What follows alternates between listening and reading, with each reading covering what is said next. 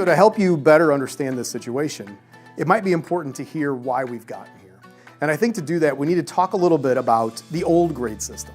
So what does a 90, 80, 70, 60 grading system that collects points, what does that do for students and to our students? So I think, first of all, it's important to notice that in a system like that where we're identifying points, one of the things that occurs is that kids become more focused on the points. So a good example of this happened every year at the end of a semester when I was teaching physics. Students would come into my classroom and they would say, Mr. Gobble, I noticed that I have an 89.3. And if I only had 14 more points, I would have an 89.5, which you would then have to round to an A. What do I got to do to get 14 more points? Here's the problem with the way that we have graded for 100 years. What we've just done is forced the kid into a conversation that's around collecting points.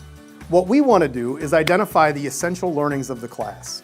Here are the fundamental standards that exist for this course. And in those standards, we're going to give you feedback about whether you've mastered them or you're not there yet.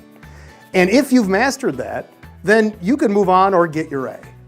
So what we hope the conversation sounds like, the reason why we want to build this change is at the end of the semester, we're hoping for a system that looks like, hey, Mr. Gobble, I was noticing in my grade that at this point I've achieved mastery in all of the standards except one. What do I need to do to prove to you that I'm no longer not yet there, but I have met the mastery of that standard and therefore get my A? So you can hear the difference in this conversation. We've just changed that conversation with the student. So they're not talking about collecting points. The question becomes, what do I have to do to master this learning target and ultimately achieve all the standards of the course? So when this system is done well, fundamentally, that's what we hope happens.